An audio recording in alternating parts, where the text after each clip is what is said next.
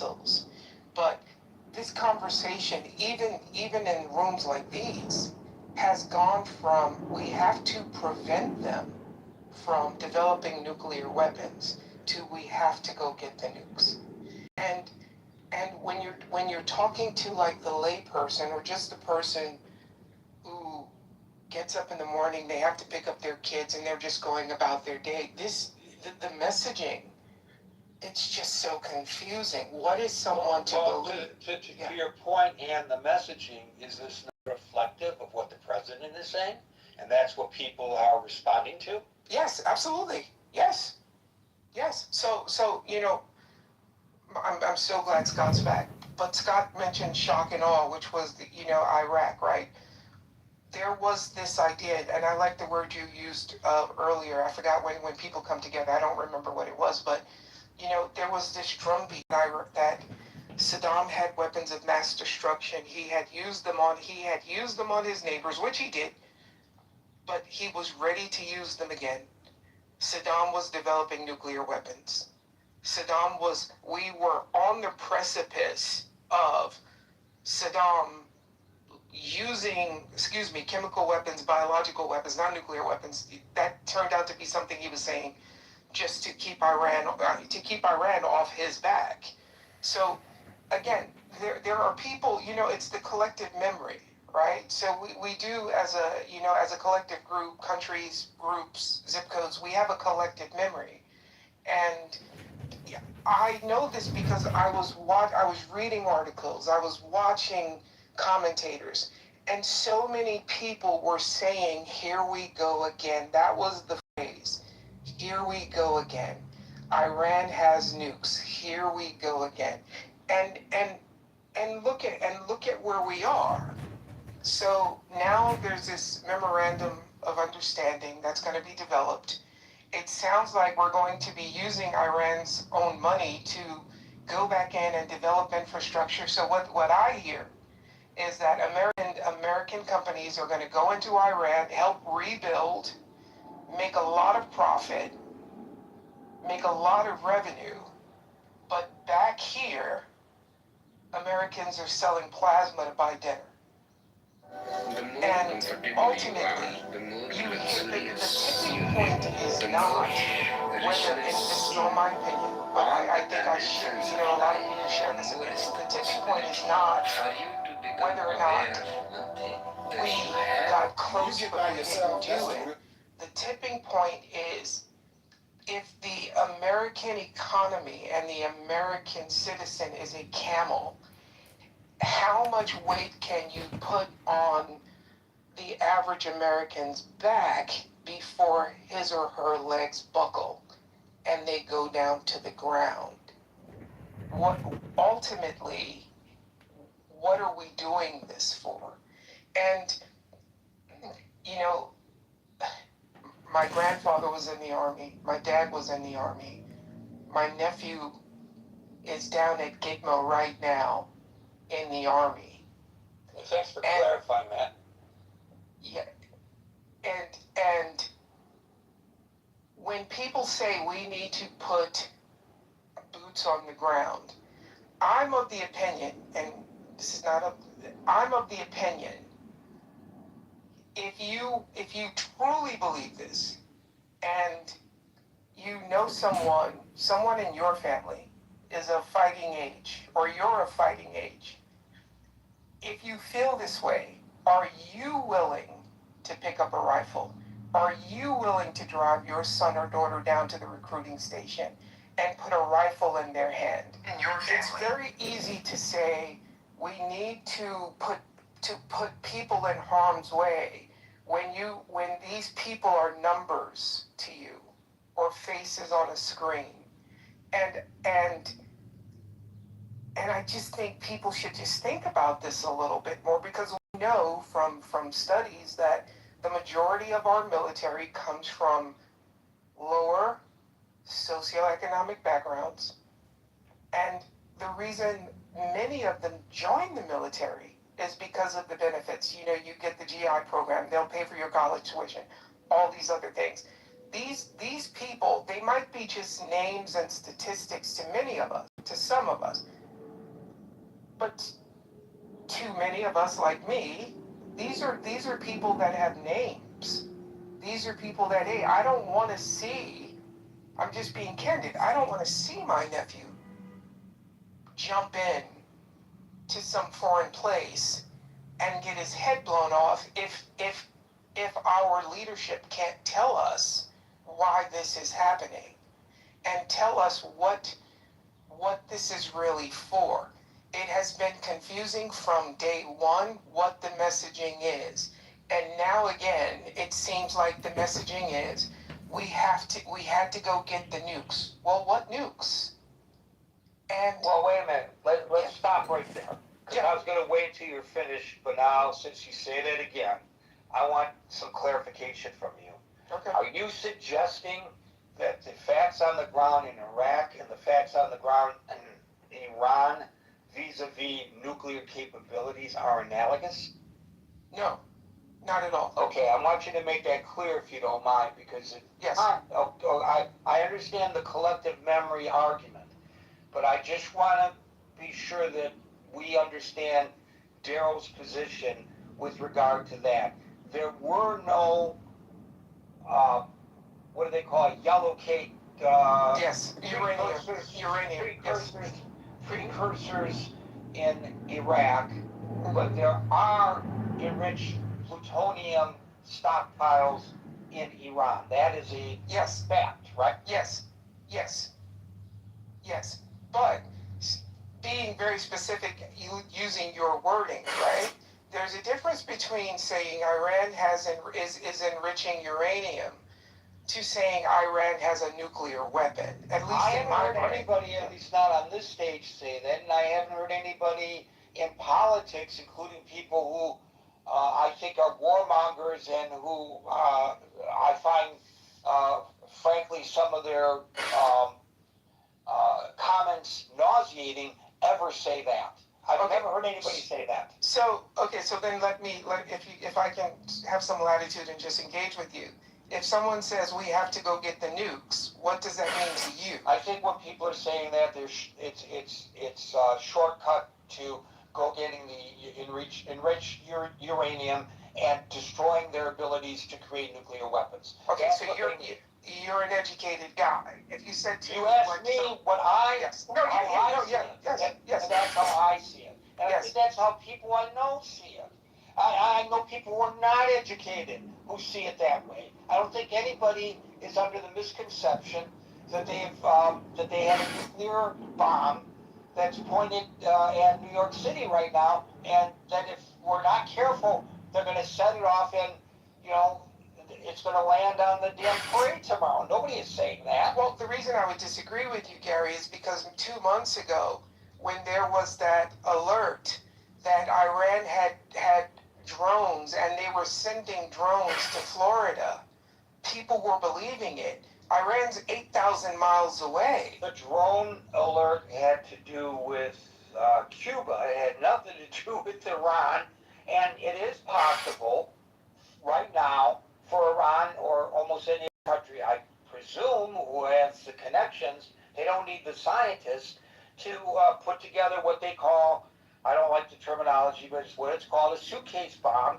and place it in Times Square. They can do that right now. Yeah, but we're talking about two different points. I'm trying to make is when you say that people don't hear words and assume something, I use the drone things just as an example of people hearing there are drones headed to Florida from 8,000 miles away. It's just amazing to me, really, how people have so little regard for the ability of our fellow Americans to comprehend what's going on. They may not agree with this attack on Iran. By the way, I think the body politic a year ago, almost now, after that tremendous attack on 3 nuclear facilities was, hooray, rah, rah. Yes. I didn't hear anybody say, why did we send them there to do that? I didn't hear that out of the mouth of anybody.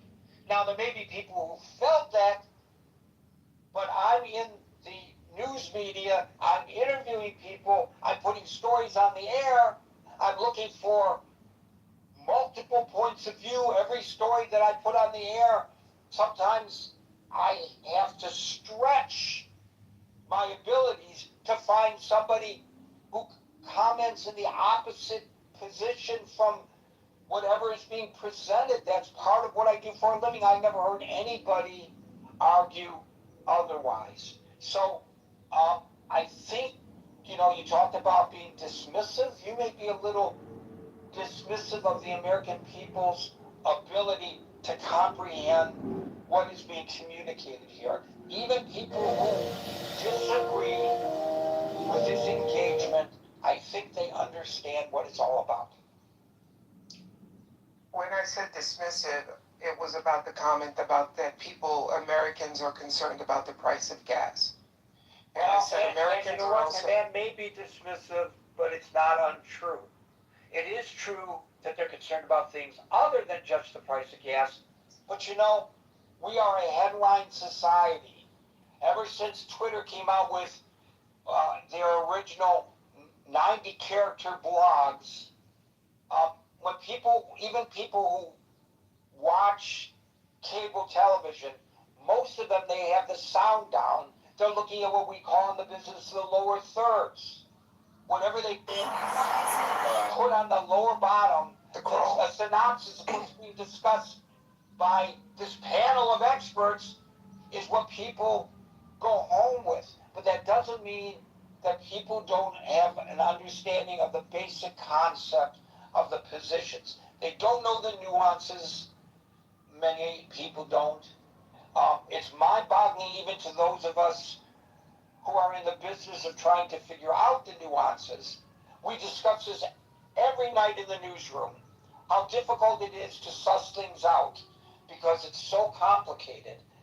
But that being said, I don't think anybody believes that Iran has a nuclear weapon ready to launch against Tel Aviv. I think the people believe, whether they're in favor or against it, that part of this mission was to eliminate their possibility of getting nuclear weapons. I want to remind you that long before Donald Trump was even candidate Donald Trump, years and years ago when he was a young, good-looking lad, he went on numerous national television programs, including, I believe, an interview with Barbara Walters, where the Don, this real estate mogul, this multi-millionaire who is known as being the new Joe Namath of New York City, Broadway Joe, running around with a hot woman on his arm who may or may not be his wife at that time, and who was like kind of like this interesting media celebrity who nobody took seriously when it came to politics, was going on national television saying, if I was president, I would make sure that Iran not obtain nuclear weapons. This is his theme his entire life when it comes to politics. Well, but he also, when Barack was running, he also said that Barack is going to attack Iran, and he doesn't think Barack should attack Iran. This is a guy who will say anything in the moment. I understand that, but this is something he has been consistent. We know that he is totally, if there's anything consistent about Trump, it's that he's inconsistent. We know that. But the one thing he has been consistent about, aside from his libido issues, which he's been very consistent about, is Iran's nuclear capabilities. This nonsense, by the way, you didn't bring it up, that he's being controlled like a marionette by Bibi Netanyahu. This is something that he was saying long before he ever had any discussions with Bibi Netanyahu. He's been absolutely opposed, rightly or wrongly, and I think in this case rightly, to Iran getting nuclear weapons. There's nothing new about that. Yeah, that's okay. So, but now it feels like something I'm saying is being conflated into something else. All I'm simply saying is when we first go in, it's to prevent a nuke. Then it becomes within a few days. And again, the heart of what I'm trying to talk about is why seminal moment. That's the phrase you use. I thank you. I couldn't think of it. The reason I think we can't come to this seminal moment is because we can't have a cohesive message as to we all agree with that. I said it, yeah. Scott said it, Yeah, Howard that's what I said said. it, You Margaret said it. said it, Yes. Anson Yes. said it. Everybody Yes. agrees with that. Yes. The reason we can't have the seminal moment is because we can't give clear messaging. There is 100% agreement. We all agree about that, Daryl. there's absolutely this theory out here that the only way to get what we wanted to get was to literally just collapse the country, to have a country that now looks like Libya, or a country that kind of looks like Syria. But now it's okay, we can't have any of all of these things, so let's just bring in big business. Let's just spend some money and we'll get it all fixed. Body cam And video again, and other materials from I the say fatal this all the shooting of time. Chicago You know, police you know officer my Ellen background. Froch. Shooting happened in August I'm this 2020. private equity guy. I'm all for this, but I'm saying, as a society, it's not sustainable. Right. So let me codify your position and tell me if I got it right. Your position is this: that the real reason we went in there is to create business opportunities for Trump and or his cronies, and not really for the purposes stated, which kept getting changed. Somewhere, I'm somewhere along that path, Gary. But what I go back to, and I'll end it with here. We have to figure out a way to balance this out, because I'm going back. I'm just going to say again, Americans are selling blood to buy dinner. Right. And this is the not Americans sustainable. have always sold blood to buy dinner, but you're right. The economy is in terrible shape. If you're going to judge by Wall Street, you have to also take a look at Main Street. We all know, those of us who don't have one penny, other than maybe our 401s, but we don't have a penny that we are managing ourselves, that we are sitting there saying, buy, sell, buy, sell. Those of us who don't have a penny in the stock market in that regard are aware of what we pay at the pump, are aware of what we pay at the grocery store, are aware of a decision that, well, maybe I'll do a staycation, are aware of a decision that maybe I'll drive and not fly, maybe I'll camp and not go to a hotel, etc., etc., etc. Maybe I won't go to the restaurant. I know restaurant owners who are really hurting. Not all of them, but it's a very, very competitive field now in general. And by the way, the fast food companies are doing very well. Thank you very much, most of them. And the reason is, people would rather eat unhealthy for $1 than eat healthy for $20. Yes. I'm saying, and what I'm talking about is like a 10, 15-year trajectory. It's just not sustainable. And I'll wrap with that. But remember, the people who are interested in making money, the big time, to quote Mr. Sanders, Senator Sanders, the oligarchs, they don't care about that. I know. They don't care about that. Thank you, Daryl. Les, I'll get to you in a second. Alan is now with us. Alan, followed by Len. Good afternoon, guys. Apologize, I got stuck doing some paperwork. And hey, if you're doing business, I'm all for it. The little business guy, I'm for. I don't want people to be making money off of my sweat, but you are making money off of your sweat, and we're all for that. We're all with you, Alan. We're all with you. You want me to make you happy? I had one sale at 9:13 for $13. Second sale was a 5 minutes ago, 12:30. So no, it wasn't. I know in Texas you can't afford to turn off the air conditioning, but why don't you just turn the lights off and sit there in the dark? That might be helpful. Then you can then you don't have to run as much air conditioning. Well, in this program you can't show the camera. I could show you half of the light at the shop is down. Hey, this I'm is your sitting by the Mission TV, City. the sound, and I'm watching the soccer anyway. But this is all bad. Hey, last night, by the way, 1 o'clock in the morning, my buddies and I, we walk over to Carvel for a little break because it's past midnight, so that makes Tuesday, Wednesday, and Wednesday is Sunday at Carvel, so you get 2 for 1. So every Tuesday at work, which is now Wednesday, becomes Sunday, and we get our Carvel. A group of people walk in wearing Algerian jerseys, and they got the Algerian flag wrapped around their shoulder and everything, and they walk in. I go, oh, Messi fans, huh? Messi killed us in the game last night. Oh my God! My friends thought I was going to get my ass kicked. I thought it was fun. Did you guys know the Iranian player after the goal, he made his hand like a shotgun and was shooting the ground?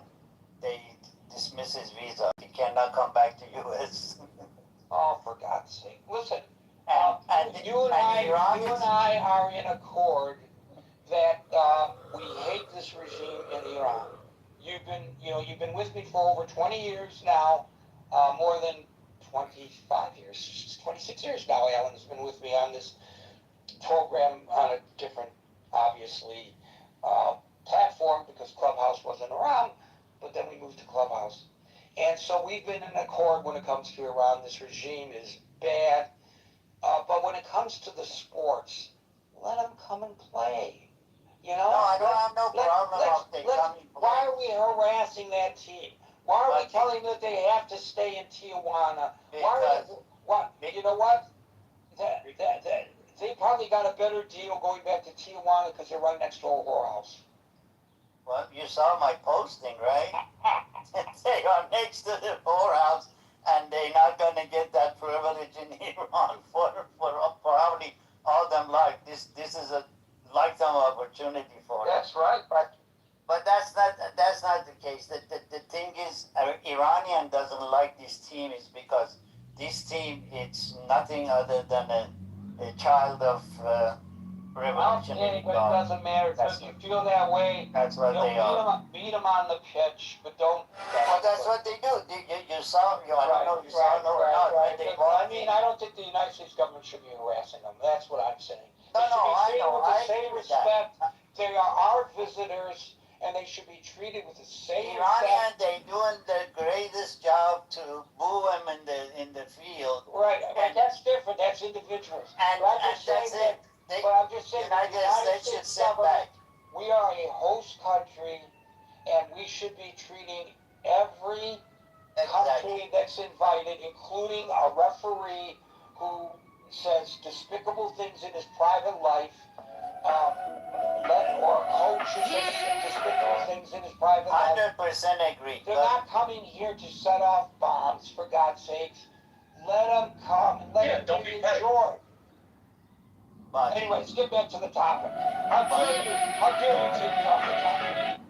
Because I like to. Sometimes I have to push your button and then I love the way you get excited and then hit the nail harder on the cover. But the whole thing is, it's every day passes this deal went in.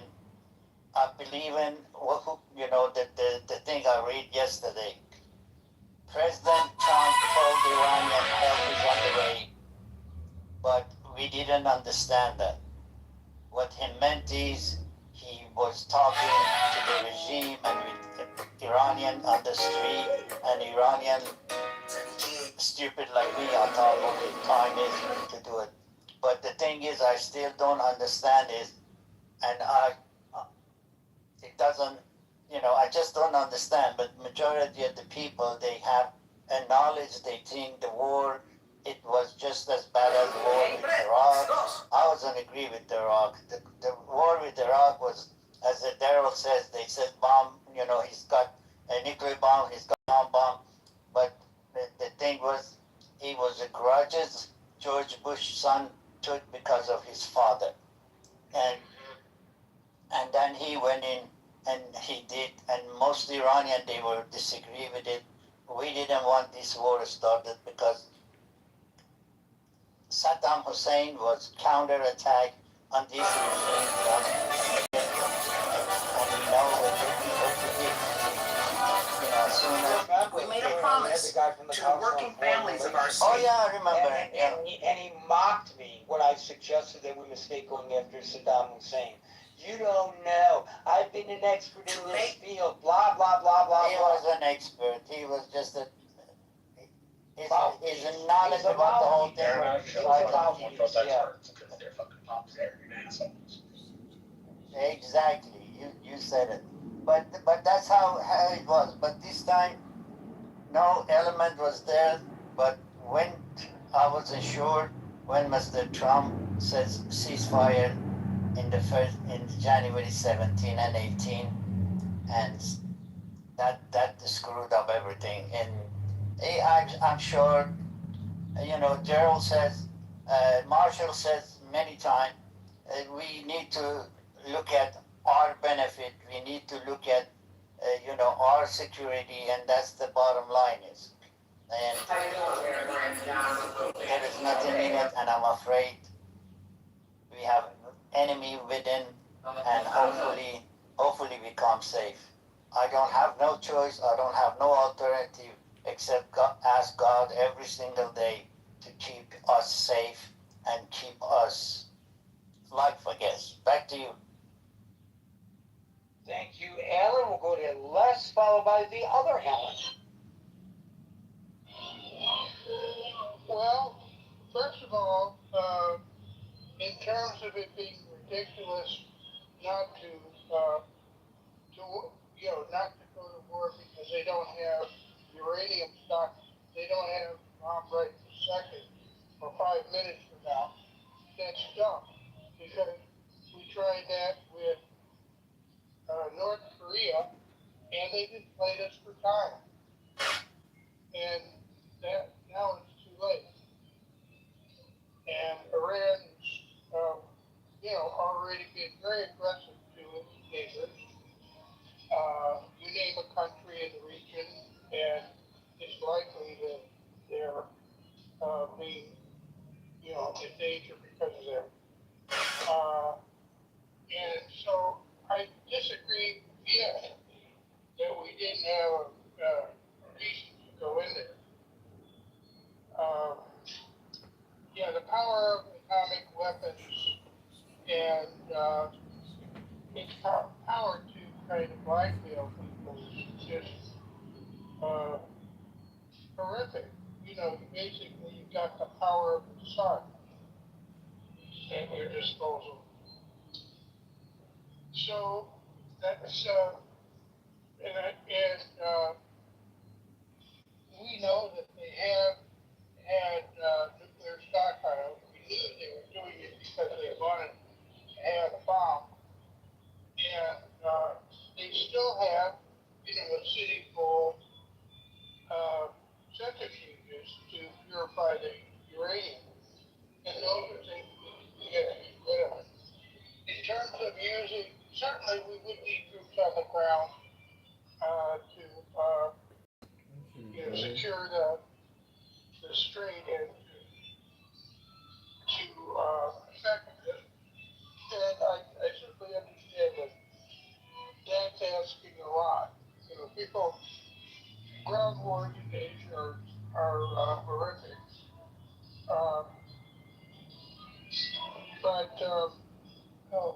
One more thing I was thinking of, darn it. Let me think for a second.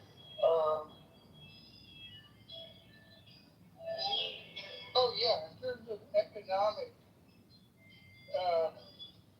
basically starving them to death, that worked for in World War I. That's what we did to Germany, and they folded.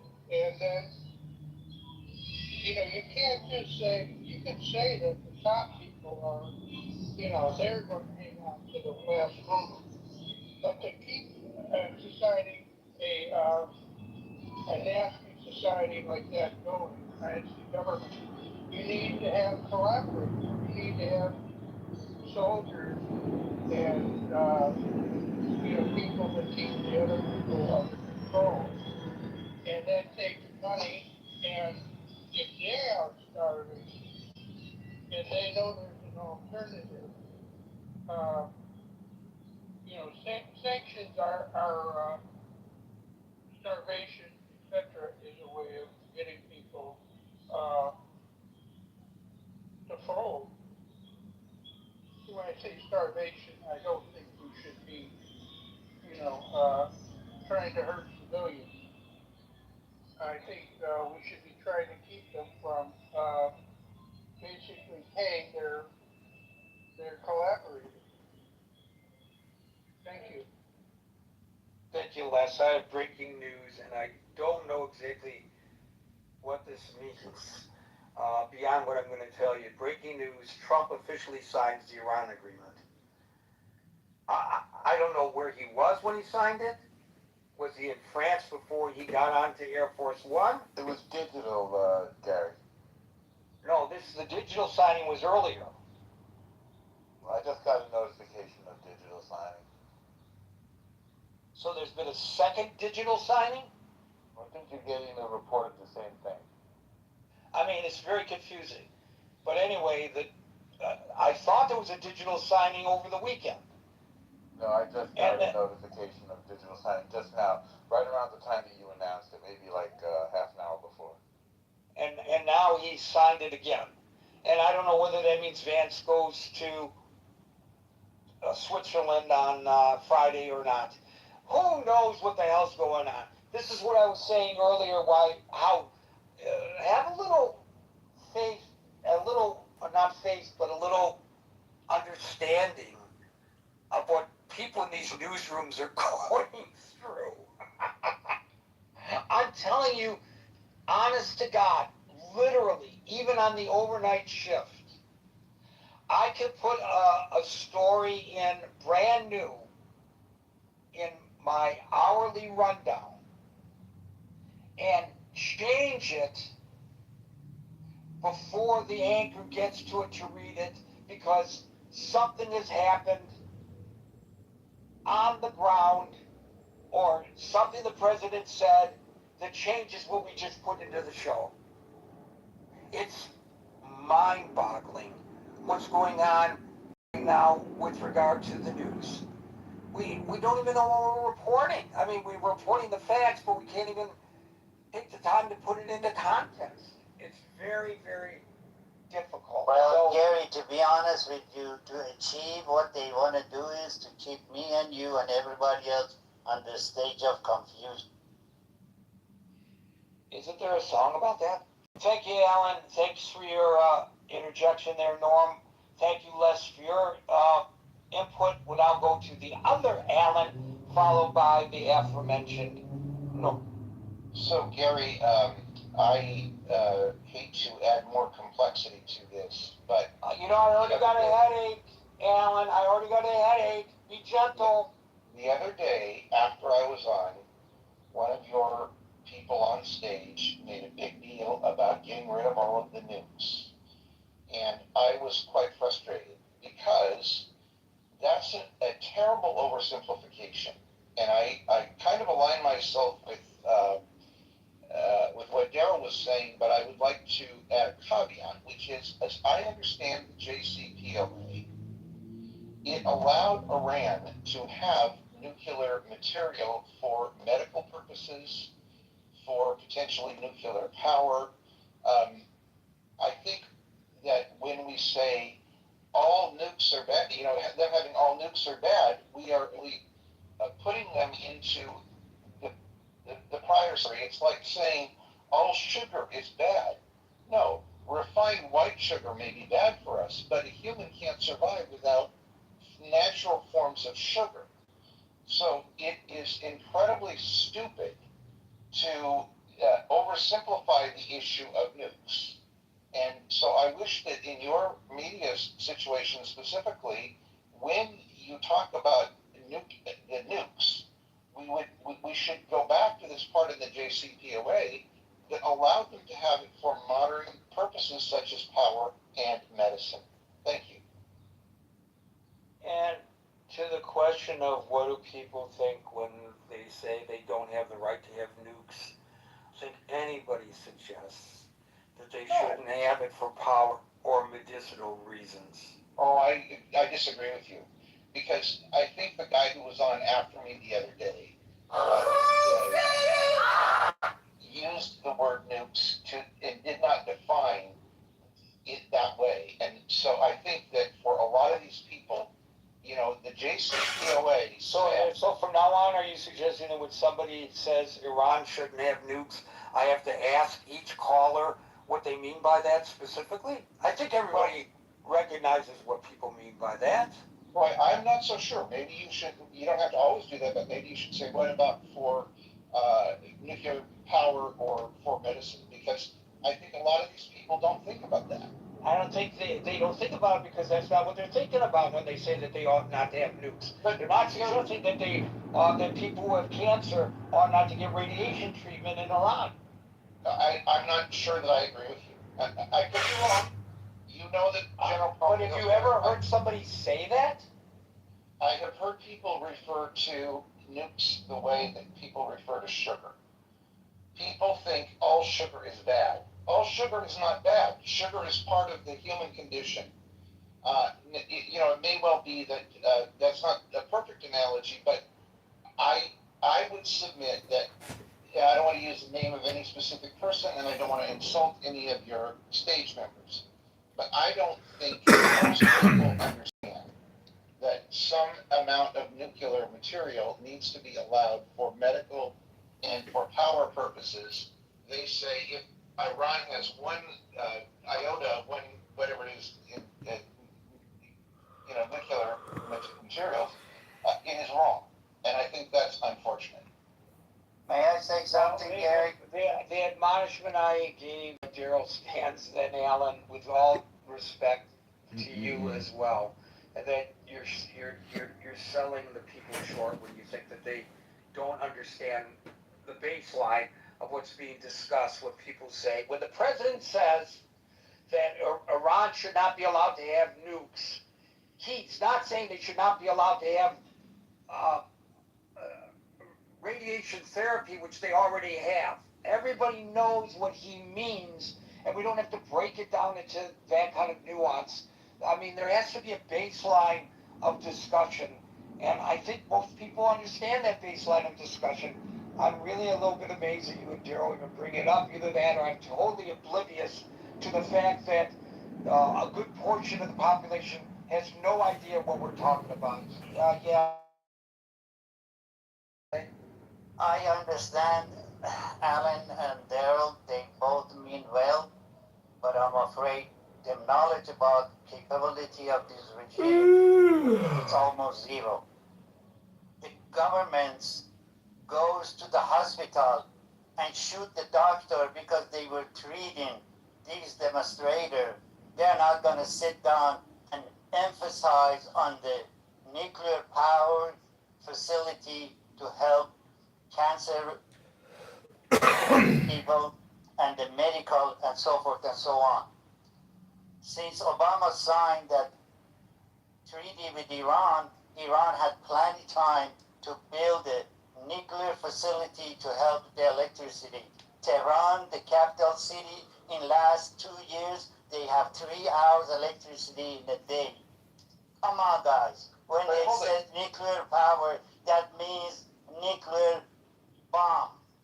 Prior to the JCPOA being ripped up, do you think that they had built any nuclear bombs? Yes, they built in Natanz after they signed that treaty. So you're maintaining that they violated the treaty. Exactly, sir. And let me add this point. That they did that in spite of the fact that we had international monitoring. So you don't trust the international monitoring as well. I don't, because they gave them 2 weeks to go. 2 weeks they gave them to this nasty government. They gave them 2 weeks notice before they go and inspect. What are you talking about? They didn't have enough parameters in fact, Alan. That's the problem. So you think that we are better off to have ripped up the JCPOA, which was the starting point, than where we are today? Is that fair? Yes, it is fair. It is fair because 120,000 people so far got killed by this regime. You think this regime has a mercy on you? I doubt. No, I don't think that the regime has mercy on me, but I also think that the JCPOA was a starting point. It wasn't a... It never was. It was meant for me and you to think it's the starting point, but for Iran was another win because they built three nuclear facility under the ground, and Natanz is the most advanced one. Well, as Gary said, the bombs destroyed those. So that happened before we theoretically went into this stupid war. There is no perfect solution, and I appreciate dialoguing with you.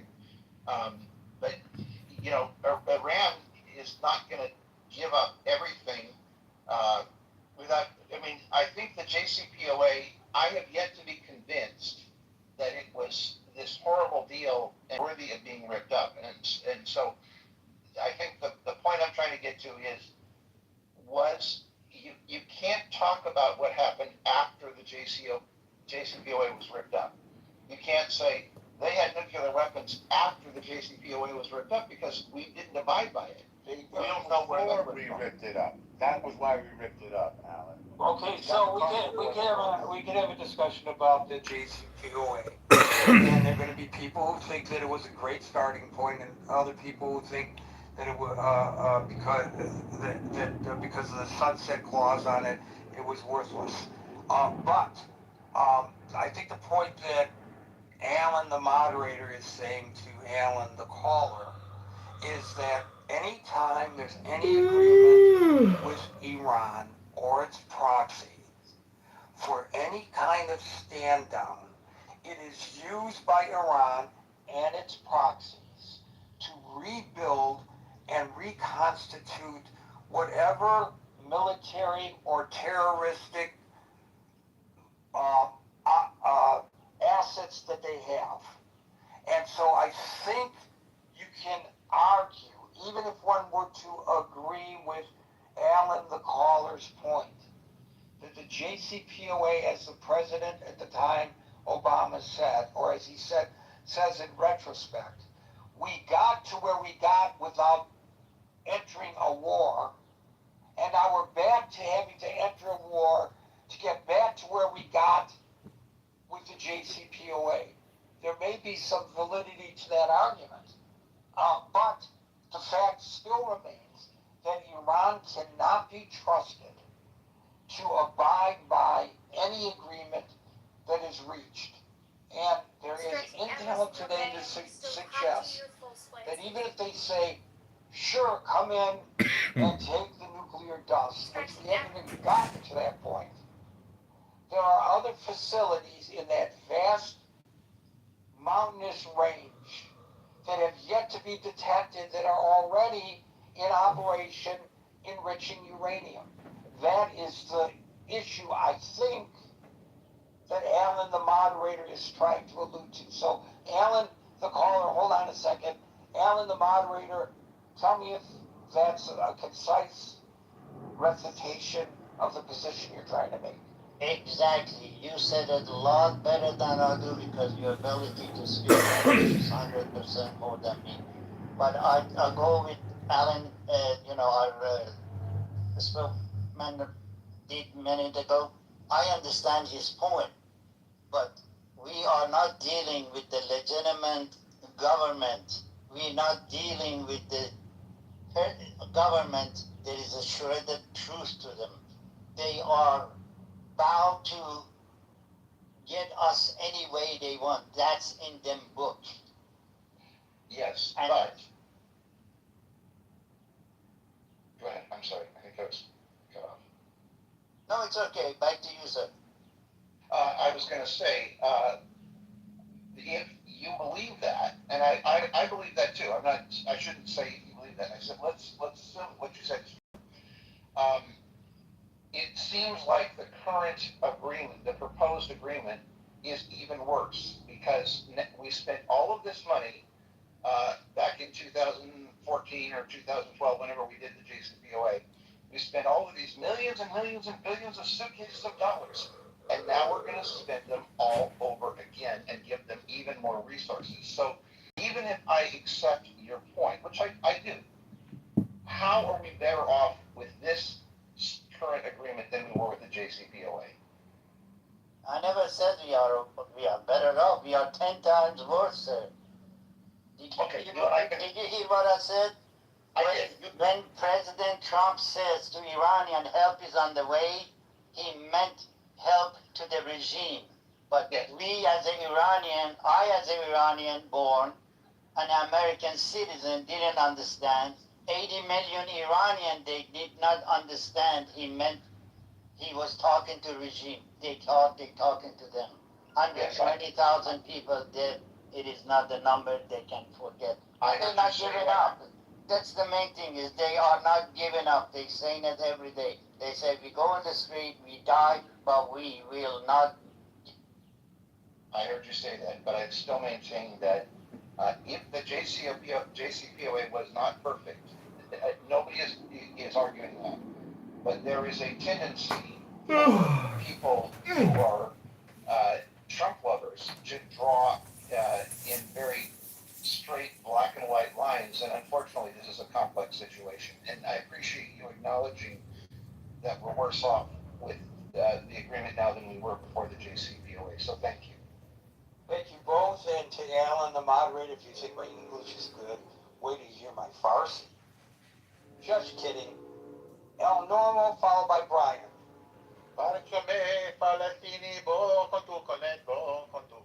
That's my Farsi.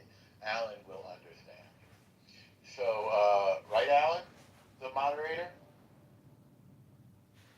Yes, sir. Yes, sir. There we go. All right. Boom. You know how much I admire you. I don't need to tell. Well, it's mutual. It's mutual and more so. And thank you. So, it's just puzzling to me that people will not read and they won't listen to Iranians. Somehow they think they know better.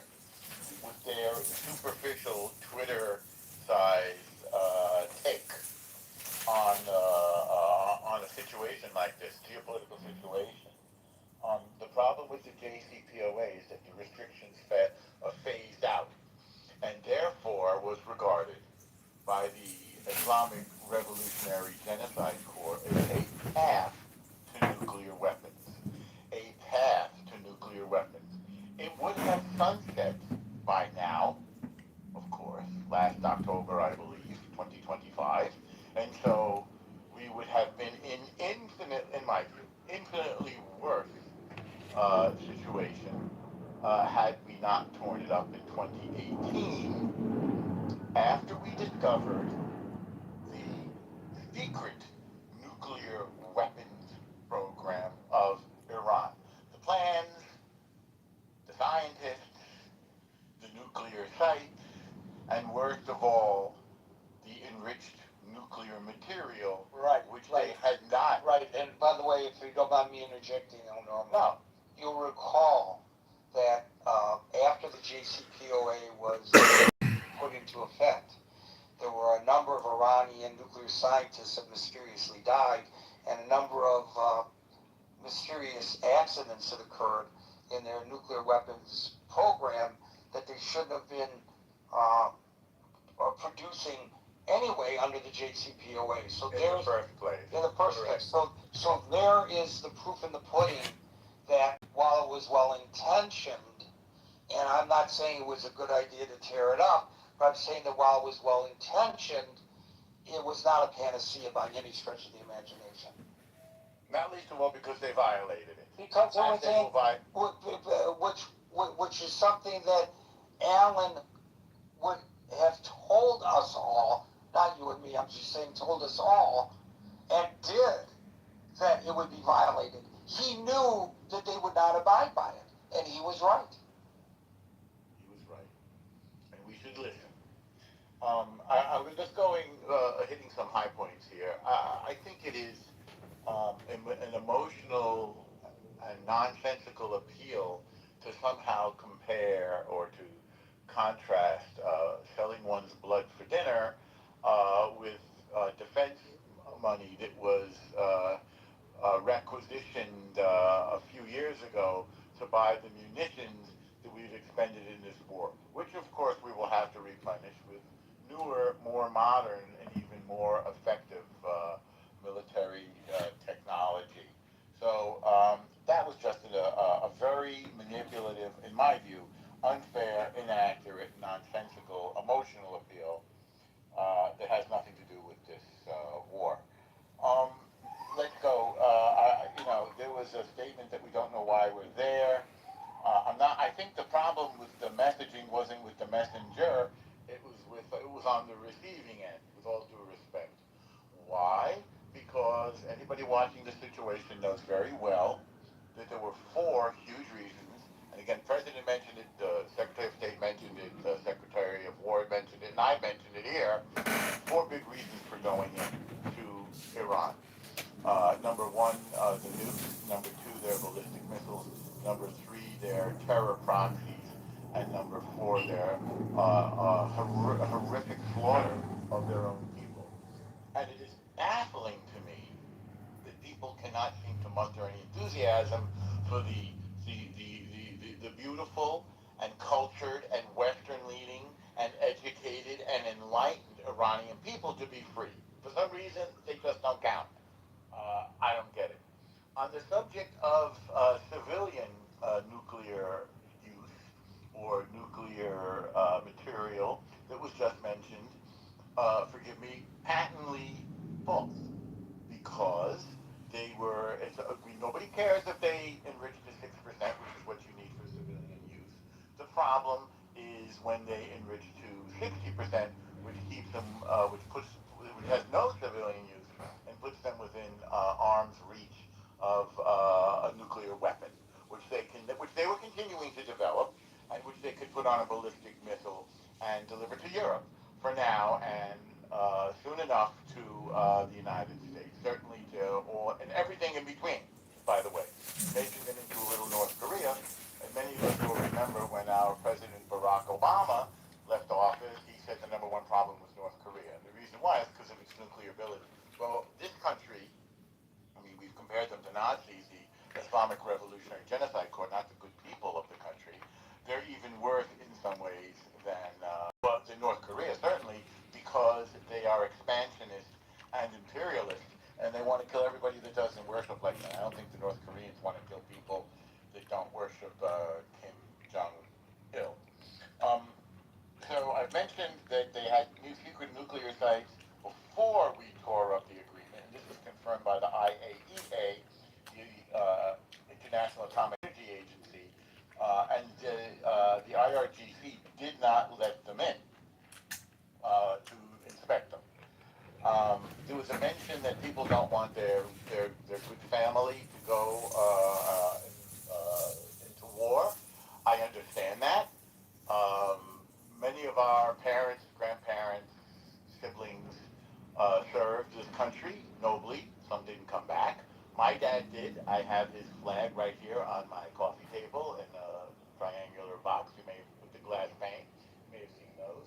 This was in Incheon in Korea. Some people might have said don't go into Korea. Probably they did. Some people said don't go into World War II. I'm sure they did. Some people said don't go into World War I. I'm sure they did.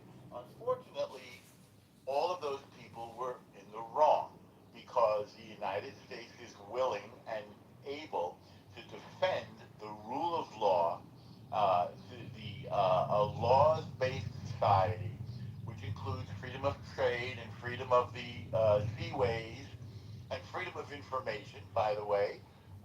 You may have noticed that Iran threatened to cut the internet cables that went under the Strait of Hormuz, like they have a right to do that. That has to do with freedom of information. You'll notice that they cut off the internet in their country after they slaughtered what Alice has estimated, and I believe it was 80,000 of their own citizens. So if you still believe in freedom, then it would be puzzling to me why you would disagree with our use of military might to defend the freedom that we hold dear.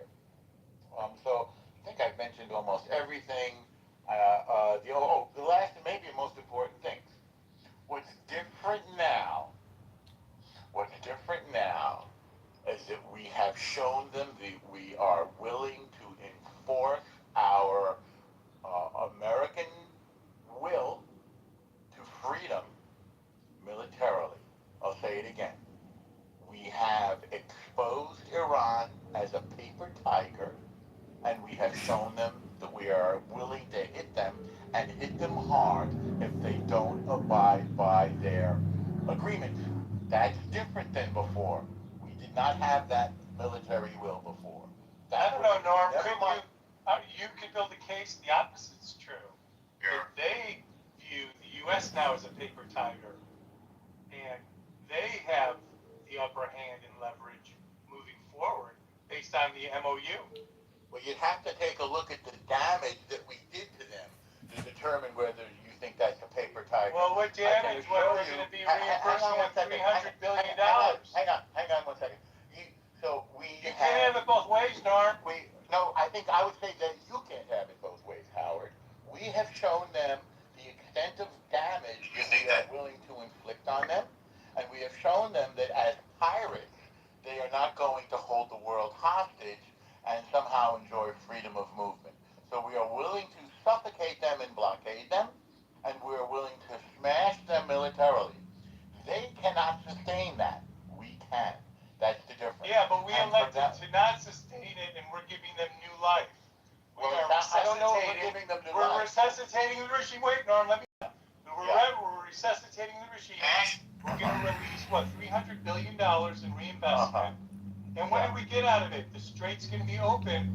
I want to remind you, the strait was open before all this nonsense happened. No, irrelevant. The fact that they're irrelevant. That's the whole purpose. What do you mean irrelevant? Completely irrelevant. It's not. No. I totally disagree, Norm. I Norm, understand. who you crapping? I'm not crapping anybody. So again, the goal of the war was to degrade them militarily. That will not be reversed. To destroy their nuclear capability. That will not be reversed. Destroy their missile hardware creation factories and facilities. That's not going the other way. To cut them off from their proxies like Hezbollah. That will not be reversed. How are they cutting them off from their proxies? By destroying them economically, by blockading them. But the article that started all this in the Jerusalem Post says that the blockade was effectively destroying them economically and should not be lifted, and that this is a mistake because they won't be able to recover economically. So if they recover economically and at least $300 billion is pumped into their economy, I don't know where it's supposedly coming from. The president says it's not coming from us. The president says it's not coming from the Gulf states, but it's there in the agreement, and that's just the one segment of the agreement. Another aspect of the agreement is the release of their funds that have been held by us. So what do you mean they won't have the economic wherewithal to fund Hezbollah and Hamas in the future? Well, I don't know how far in the future you want to go, but they have estimated economically, and there isn't any disagreement about that. They're suffocating. And I think the president went into this agreement for two reasons. Number one, because to avoid a vacuum created by no government in Iran, knowing that apparently, again, this is not my call, that the Iranian people were not yet ready or able to take charge, and they wanted to avoid civil war. That would be one. And number two would be to get the stock market, to get the price of oil back down, to get inflation back down going into November, which, I think all of us were upset about the effect of the blockade and the closing of the Strait of Hormuz by Iran. So I don't understand why people would be upset with this. Those people who wanted peace are getting it. Those people who wanted inflation to go down are getting it. Those people that wanted to smash the daylights out of Iran have gotten that. The only thing we did not get is regime change, and apparently that's a little bit tricky.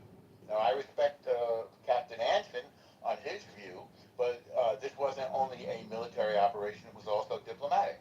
Norm, you've argued on the stage before. Regime change happened in the beginning. Now you're saying there wasn't regime change? I'm confused. Well, when I said the regime, I don't know if you want to dispute what I said, or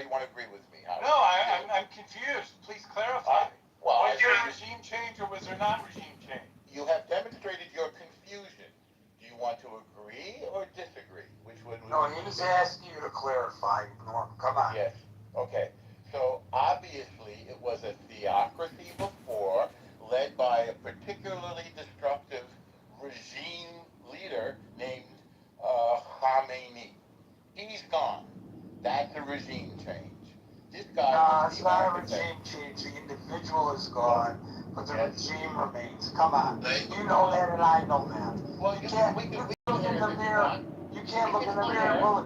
You can't look in the mirror and believe the guy who's saying that. I don't believe that you believe what you're saying, Norm. Do you think the new government has been fragmented and they're in a power struggle right now? What existed before no longer existed. We've decapitated about 3 levels down.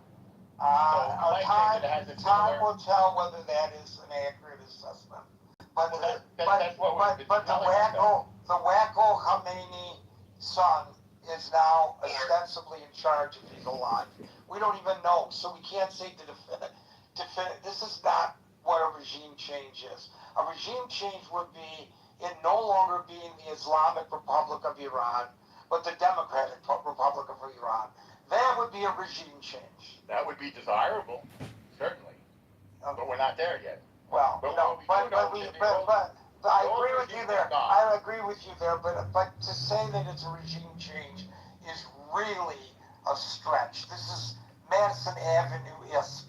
This is not reality. Come on, Norm. Well, we can split the hairs if you like.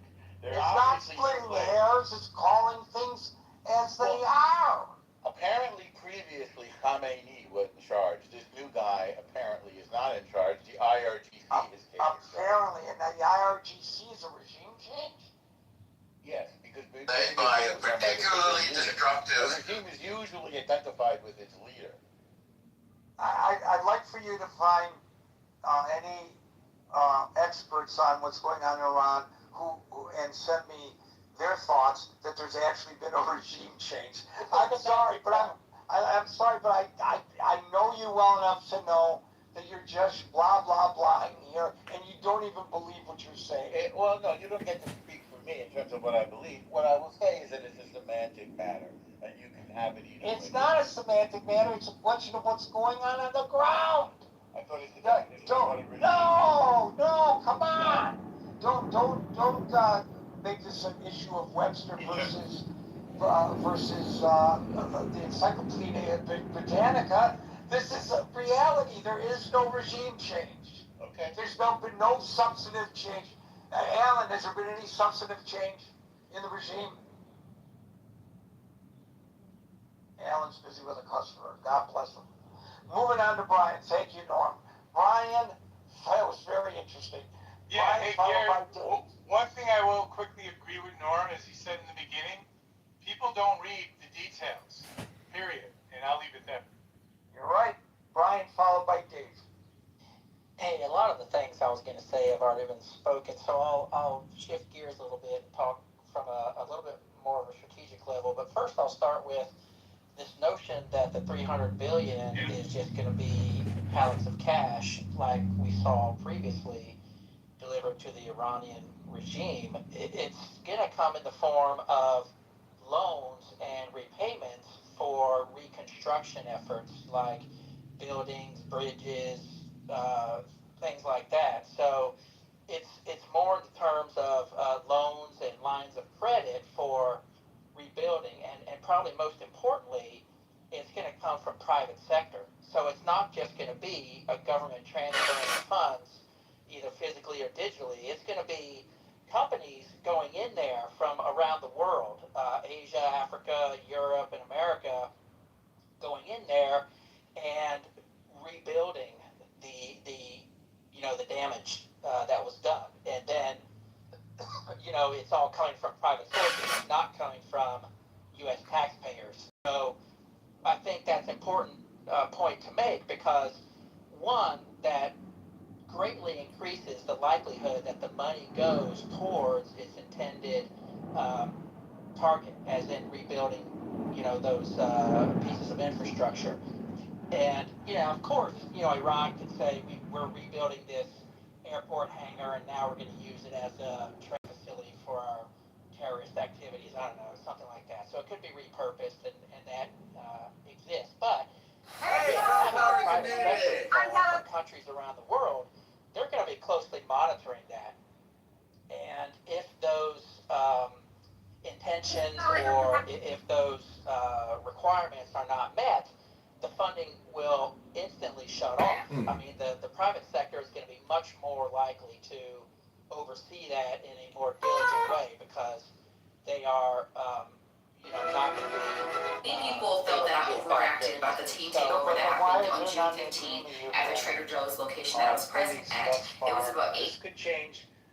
We've got 60 days of detailed negotiations, technical negotiations. So what I'm going to ask you may not be entirely fair, but why isn't it not stated that Iran agrees to stop funding its terrorist proxies? Well, that's probably a separate matter. And what I've been reading is that there are other security measures in place. So I don't think it's limited to just rebuilding roads and bridges and buildings and things like that. There will be multiple components to hold them accountable, and there will be much stricter oversight than we saw in the JCPOA, which I think, had some good intentions, had some good pieces. But doesn't that require them to be cooperative because they were supposed to be under the JCPOA cooperative, but the IAEA says they were not? I think what I was going to say is that the JCPOA has some good intentions and some good pieces in its framework. The flaw in it was that it was just easily sidestepped. Like now, I think the intention or the requirement is going to be anywhere, anytime inspections, which was not the case. And how are you going to effectuate that? You have great faith that this new regime is, as Norm puts it, will cooperate, and that will exactly. No, I think there's zero chance that Iran will follow through on their commitments, regardless of what they are. They are not driven by economics, concern for their people, even concern for their own lives. I think they're very happy to be martyrs for the cause of their radical religious beliefs. And, what happened over the past couple months was inevitable with the way they are ideologically and religiously driven. Somebody had to step up, whether it was, Trump or Obama or whoever's the next president, the next couple of presidents. The only way this is going to end is if the regime completely collapses. And I think really, from a strategic perspective, what Trump did, and I'll speak to some of the other things I was going to mention, was I think he's done a lot of good strategic things that have created short-term pain, but in the interest of both America and the international community, have created some trend or some movement in the direction that helps us. We've gotten rid of Venezuela. They are no longer, an adversary as they were previously under Chavez and Maduro. He's severely hit Cuba. He's kind of accelerated their demise. He's isolated Iran from China. China came out and basically chose the U.S. over Iran. They chose not to get involved. Yeah, they might have been selling some arms and some, other supplies behind the scenes, but I think for the most part, China and Xi Jinping values the long-term strategic relationship and trade deals with the United States more than they value Iran, even though the oil that was provided to China by Iran, was substantial. I think like 10 to 12, 14%, something like that. So Trump has chosen to take short-term pain, doing what had to be done with these countries that were adversarial and, pains in our asses in the international community for decades, and positioned us to benefit. We are the beneficiaries in terms of what we are producing as far as oil, natural gas. I mean, Europe now sees what Trump predicted with Russia invading Ukraine, with what's happening in the Middle East. Trump predicted all of this, over the years, and especially in his first term. So, I think they're more likely to come around as Trump continues to, continue continues in this direction. So, you know, his goal was to fundamentally change things in the United States government. And even though Doge didn't accomplish all the things it set out to do, I think at worst it highlighted the massive amounts of spending that were going out to these bullshit causes. At worst, it allowed the United States to present information without the executive's ability to classify it because Doge got rid of Adobe Professional. That cost more than they made. Like their entire point was to save money, and they literally, as a department, cost more money to fund by the federal government than they did less. Like they didn't do their job. Like I don't understand why Republicans cite that. It is a failure on our part. We put a 19-year-old in charge of Social Security, and then it had a breach. Right? Really, really bad ideas. Marshall, I don't mean to go off topic, that goes to support that example. What's happening with the screw worm down in Texas is another example. We cut $15 million, and it's going to cost us way more now to fix it. Absolutely. And you can track the cutting back to Doge. And the problem with Doge in the first place was these people didn't have any context for who they were firing and what they were getting rid of. Not to mention the fact that they fired thousands of people that then had to be rehired, given back pay, and some sort of legal compensation because the federal government wrongly let them go. Right? They were not worth it. And I'm a Republican, but I don't understand the praising of Doge in any way, shape, or form. They were worthless. They were beyond worthless. Well, I think the counter argument to that is that Trump is shifting the center of gravity away from the government. He's pushing more of the economy into the private sector and taking it out of the hands of the public sector. It's messy, and there are Republicans and Democrats who are fighting them because of the nature of political. Brian, it's not just messy; it's utterly unprofessional. The way this was done by them is not a show of professionalism. I wouldn't hire these people in private life to do my. Hold on, I wouldn't hire these people in private life to do my taxes. Okay. They acted like they knew what they were doing. They cut thousands of people using this rip and tear model, which they then had to rehire. That's not doing a good professional job. That's doing a lazy job and calling it good. No, I disagree. I think if your job is to cut money from the federal government, you don't then, number one, cost the federal government more than it costs to fund you. Number two, you don't end up costing the federal government more by firing people you then have to rehire because you didn't do it the right way to begin with. If it were professional, if it were in line, they would have done the professional thing, gone through the research, fired the people they could hire, so they didn't have to go to lawsuits with these people privately, and then have the federal government pay them out. That's not professional, and you can't argue that it is. That's not accurate. So I think it's absolutely accurate. They fired a bunch of people. Hold on. They fired a bunch of people. They fired a bunch of people that had to be hired. I heard you the third time. Well, that's not true, because I can look, if you want the source form, I'll pull them up for you. They fired a bunch of people that should have fired. I'm going to give you the counter-argument, Marshall. The counter-argument is that you don't have time, and you don't have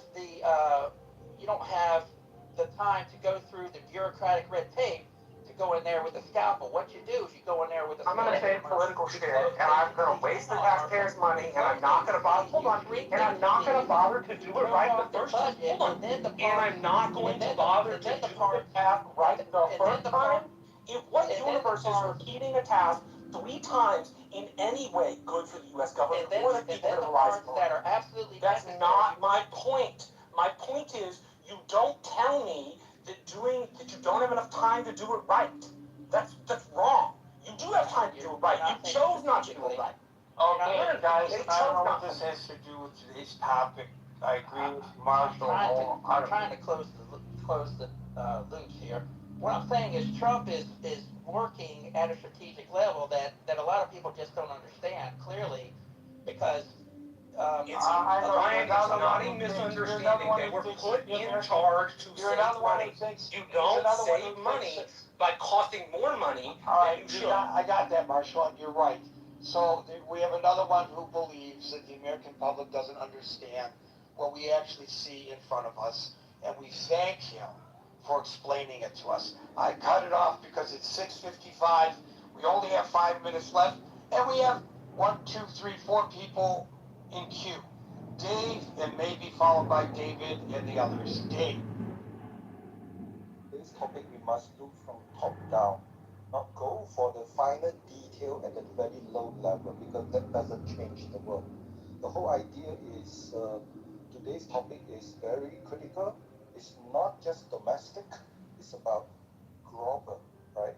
That's why we talk about, and unfortunately we went down to a little detail, but anyway, we go back to the global part. So what have Trump achieved since the beginning of the war, right? So when Trump started this war, a lot of European leaders were very unhappy they were not involved. But after recent G7 meeting now, right? So this is no longer the same.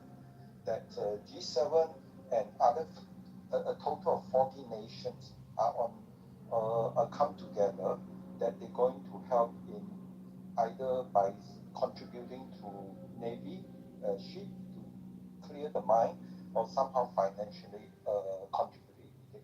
So this is a united front. This is no longer U.S. Israel. This is a united 40 nation after the G7.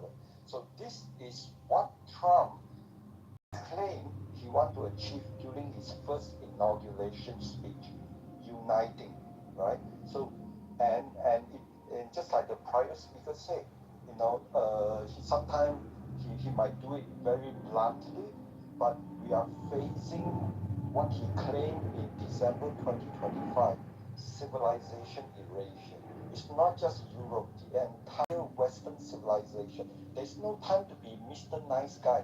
There's no time to be very nice, surgical, don't insult anybody, don't make people uncomfortable. It has to be top down, hammer sledge, and now we have 40 nations come together, just like the prior speaker said, China is supporting that as well. So this is the biggest achievement. The 47 years of deception by Iran Murad regime is over. So do you believe that because of not? Do you believe that the nuclear threat that Iran presents has now been eradicated? Basically, you cannot trust this regime. Whatever things happen, you can't trust. Whether you sign any agreement during Obama time and whether we sign I don't think you're answering the question. We got a couple minutes left. I'm just asking you a simple question. Through this memo of understanding and what it allegedly will lead to, do you believe that Iran's nuclear weapons threat to the world has been eradicated? No. Okay, now, wait. Second question. Do you believe that Iran's exportation of terrorism has been eradicated? Not yet. No. Do you believe that the threat to the populace of Iran, because we were just told it was a regime change, has been eradicated? That people who are dissidents no longer have to fear being executed on the streets? Okay, so they... Yes or no? If you want yes, no, you are like an Islamist. You don't care about the I'm truth. an Islamist. I love Gary, an Islamist. I love that analogy. And Gary, can we confirm what statements has the G7 just made supporting this memo of understanding? I don't know. Did they completely support the U.S.? That's news to me. I'm sorry, David Garcia. I'm sorry, Amir, who I really wanted to hear from. Especially, I'm sorry, Andrew. Guys, come in early tomorrow, and we'll get you at the top. Please, David, Amir, and Andrew. Folks, we're here Monday through Friday at 5 o'clock New York time. So until 5 o'clock New York time tomorrow, for the next edition of the Critical Thinking Forum, everybody be safe, be well, and peace out.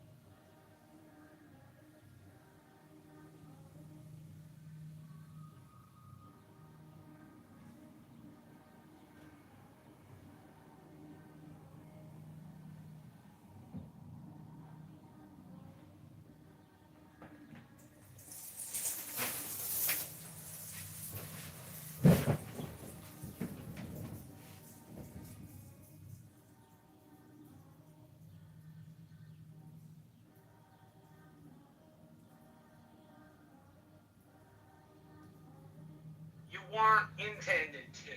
If we paid attention, we'd realize power comes in numbers. And numbers only come when you put in the work to do the shit that matters in the first place. And the problem I identified with the American public not giving a fuck is not just voting, it's not just being uninformed, it's being utterly unwilling to put themselves in a place where they are responsible for the freedoms they have. They're unwilling to bear the burden of responsibility. As long as they are, bad things in this country will happen. You'd be. The people are. Sorry, go ahead. I was just going to say, you'd be surprised, Florida, how much individual people get quoted by legislators after they come with their issues or their reason why a law needs to be enacted or a law needs to not be on the books anymore. You'd really be surprised. And if you spend time around these legislators, they do listen to their constituents. It is important to them. And you do, and I definitely start on the local level. I mean, I go to Washington now, but and there's many people that I meet with I haven't written checks to. I definitely haven't written checks to, but I go and I meet with them and I ask for their time. I mean, you get 20 minutes. Sometimes you get them, sometimes you get staff.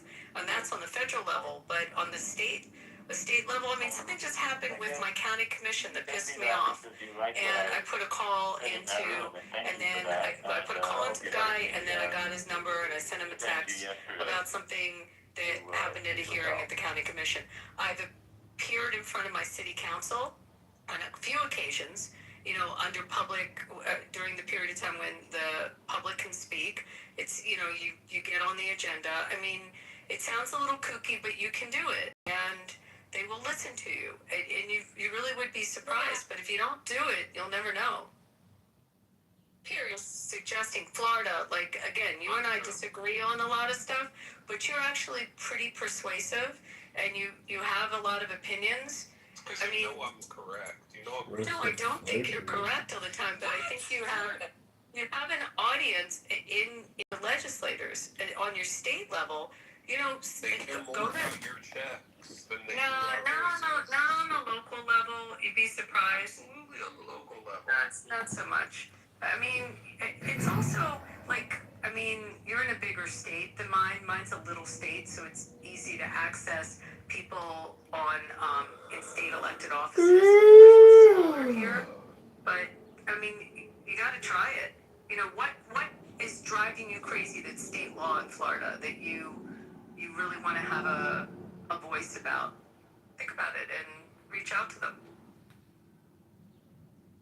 I mean, if you had kids, I don't know if you have kids, and your kids were in a school and with the school district, and you go to those school board hearings. I mean, a lot of parents do that. For some people, that's the first place is at the school board. Yeah, and to be fair, I thought it was fucked up when I heard that the Biden administration and a lot of the Democrat-leaning school districts and politicians were like deeming these parents to be like quote-unquote domestic terrorists in one extent or another. But I don't think that, I just don't think we're going about this the right. This is why I like really support, number one, we've talked about it before, Abby,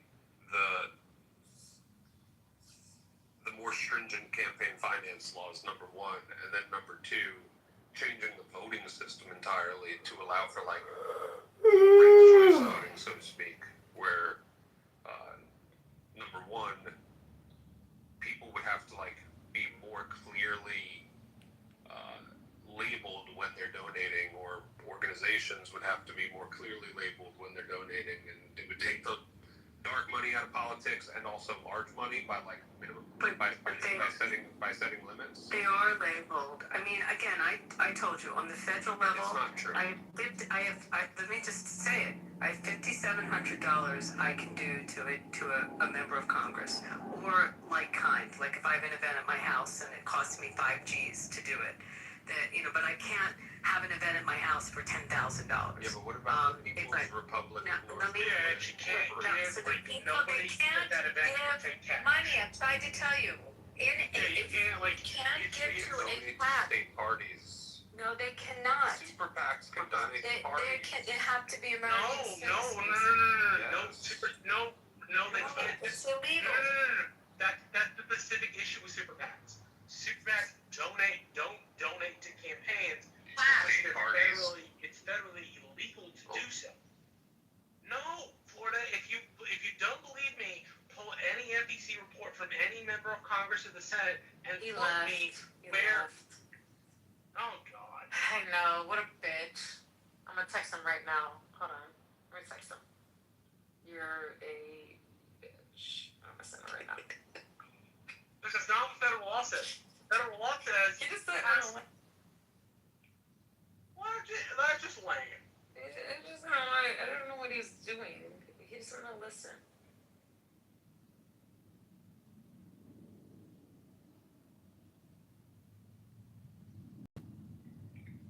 Anyways, what else is going on? I got nothing.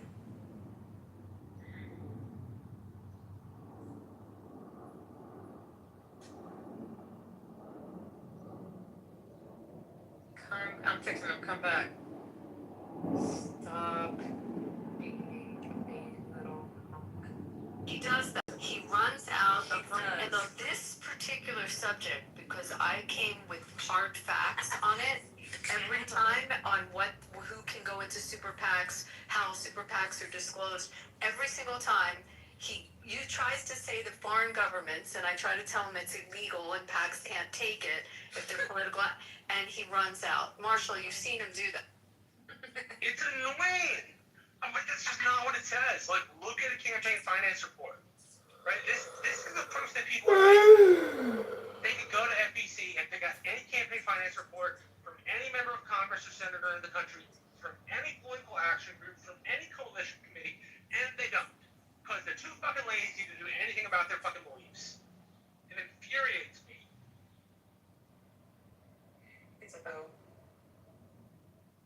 This is him on this subject. He will go running every time.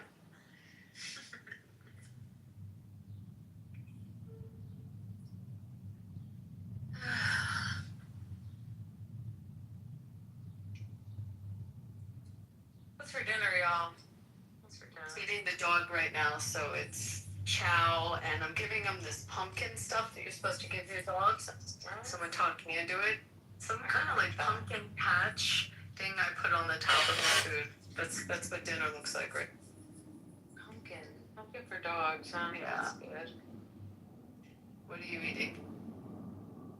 I had a little bit of Spanish food earlier. Had a little bit of an octopus, which was good. It was in this nice little, like a reduction. It was really nice. But I'm making some chicken breast, chicken thighs, bone in, skin on, salt and peppered and buttered, putting it in the oven on the broiler. You know how it is, one of those.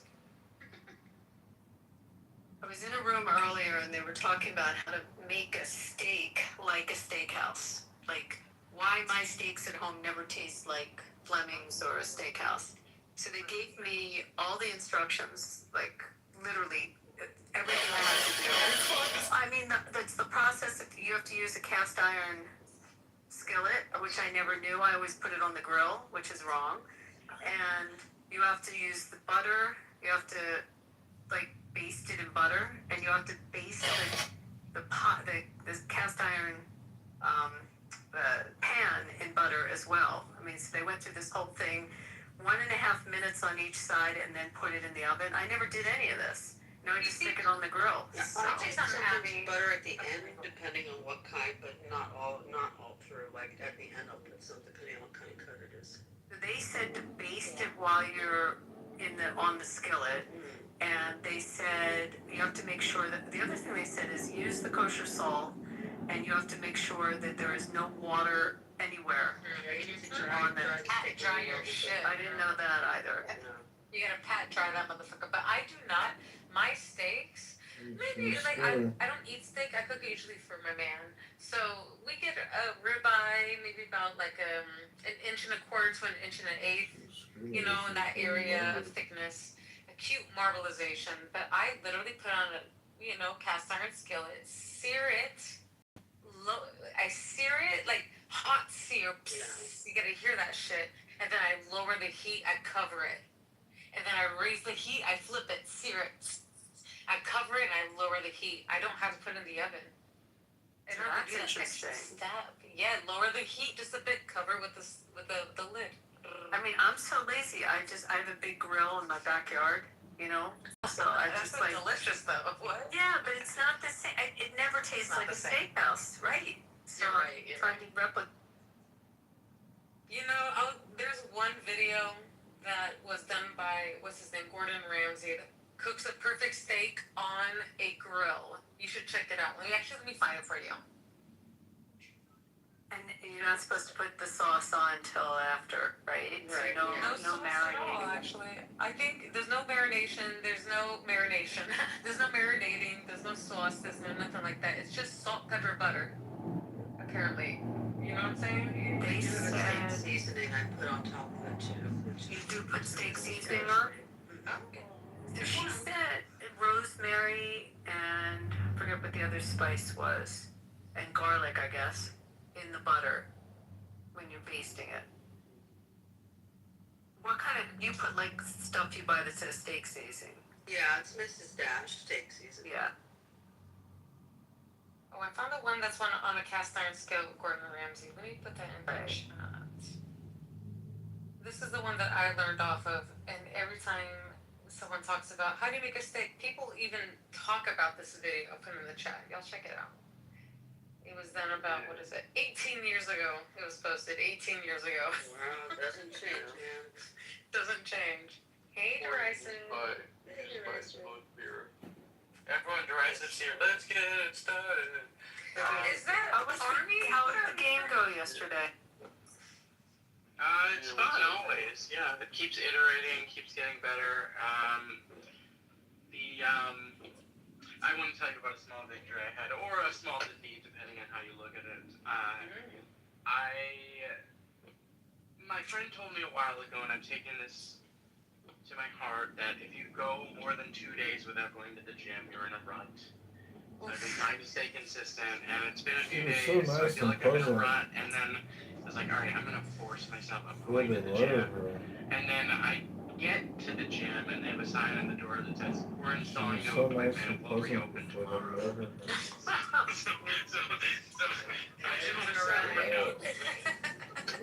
You don't need a gym to work out. They don't train. That's true. You can do calisthenics at home. Stop playing. Yeah, right. Absolutely right. Derisive. Don't do that to yourself. I don't even want to say I've got one in my house and I never use it. I'm just saying. Yes, I use it. I use the Pilates reformer. That's it. One of my friends has one of those mirrors. You know what I'm talking about? The mirrors that like reflect on you and shit. Oh, so what's that called? That place is just so stupid. The magic, like that mirror. I can't think of Look at your ball. I don't know what's called. It talks to you, right? It talks to you. Yes. It checks your posture and everything. Like you're off to the left. Please censor yourself. Like shit like that. Like what the fuck? I've got some crazy stuff in my gym. I have one of those shake machines. You know that. The vibrators.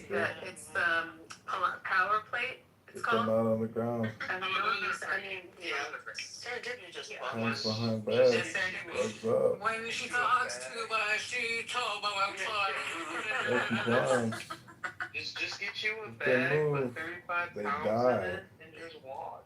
You just also get them out on the ground. take a hands couple of behind gallons back. of Legs up. water, No put it on a compliance. string, throw it They over your die. shoulder, and go for a walk. I could be like those Southeast Asian women and just have a gallon of water on my head for Exactly. do you know what the temperature is outside if I want to go I know walking this. right now? It's probably What is it? 106, Oh 105. my God. Yeah, I it's don't know. 72 degrees. Yeah, I can't go walking. How do you know? No.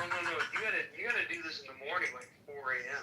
Yeah, this is like a morning or a late I think evening about- jog, like a 7 to 9 p.m. We jog. may get down to 100 think if about- I'm lucky, but Where are you, Arizona? now I'm in Nevada.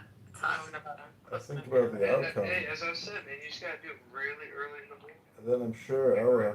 I have a That's dog. nice. I mean, Have that's you ever fun. considered just waking up at 3 in the morning to go walk? No, I haven't, but my dog does consider that when he was.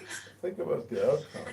And I'm again, just travel saying, friendship, you know. I I'm see trying to it lead you to differently. the right direction here. So waking up early is not Because that you're just bad, so stupid. man. So I need opinion of something. So You can't expect, I had a broken sprinkler. The security. guy came fix it. And it was right near the house, the back of the house. And the guy's like, I saw termites in there. You should have somebody look at it. I was like, okay. So I had somebody come out, and I was back there with him, and he showed me. He goes, it could be a termite, but it also could be a flying ant. I really couldn't tell, but he's like, I mean, if you want to be safe, you can treatment, but I don't want to say. So if he said it could be an ant, do you think it's probably an ant, or you would have said for sure it was termites? Screaming. Yeah, termites have a distinct, like, they leave behind something very distinct. So Exactly. This was like it had wings, and he's like, it is the season for the swarming ones. And he's like, if it didn't have wings, it would. I could definitely say, but with the wings, he's like, I'm just second opinion. I don't know. So termites tend to live near wood. Is your sprinkler near anything that's wood? The house is stucco. I mean, obviously it's not the wood frame and shit, but it's stucco, so they're not. I meant like, where's the sprinkler at? Oh, it's right next to a lot of.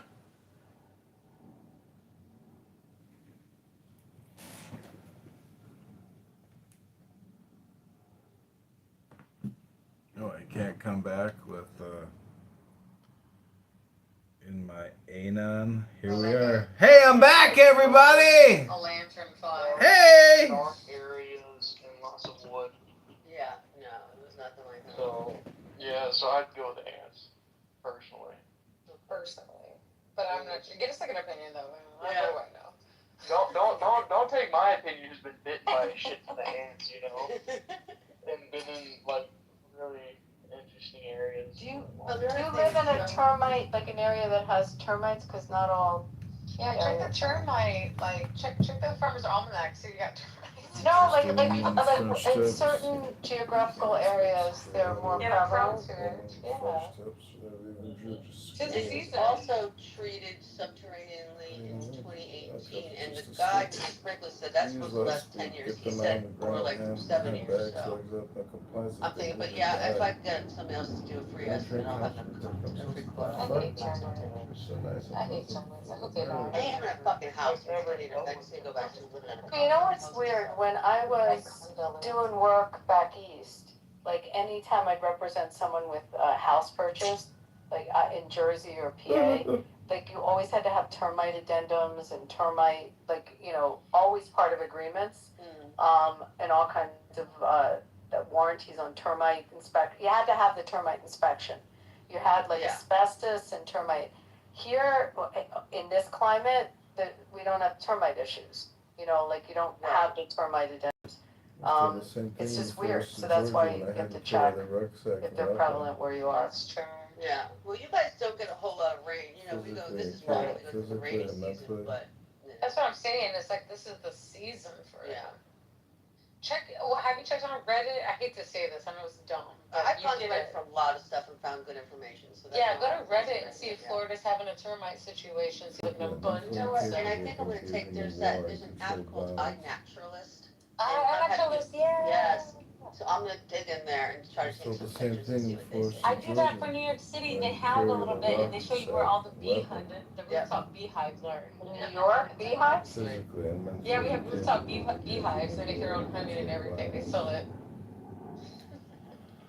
There's such different bugs here. Quite a few things that I didn't know what they were. That bug is like some people right away know exactly. We have scorpions. A lot. That's a big issue here. I think I do too, but I've never seen one. But they do. They're awful. Allegedly. But the baby ones are the bad ones. Oh, there's a little baby lizard inside the screen. The lizards are good. The lizards will eat them. I love lizards. Bad to the When they get inside the screen there, they can get back out. They'll find his way back out. But I drip water down the screen and they usually drink it. So I'm see if he's thirsty. But they get pretty big in Florida, though. Yeah, lizards get huge in Florida. Yeah, these ones don't get that big. He's a little baby too. He's a tiny, tiny little baby. I'm gonna give him some water, see if he's thirsty. Yeah, a little. I love lizards. I definitely don't love them. It scares the hell out of me. This cat. So, a few days ago, you know, I have a stray cat that is my cat now. So a few days ago, my neighbor's like, the cat has a mouse in his mouth outside. And I was like, but I didn't see the message right away. By the time I got up, I don't know where he was. So, well, today he threw up And what do I see inside the throw up? But like some gray fur. I'm like, you ate that fucking mouse. I said, serves you right. That's why you're throwing up. So you're vomiting because that mouse probably ate something terrible. Yeah. Now you eat my mouse. But you know what? I think it's this nice little gift that they try to bring you, and you weren't there for it. They're so proud. They're so proud. My dog brought a full bunny into. I was like sitting on the floor in my bedroom, and he's a lab, so he's totally like chases bunnies all the time.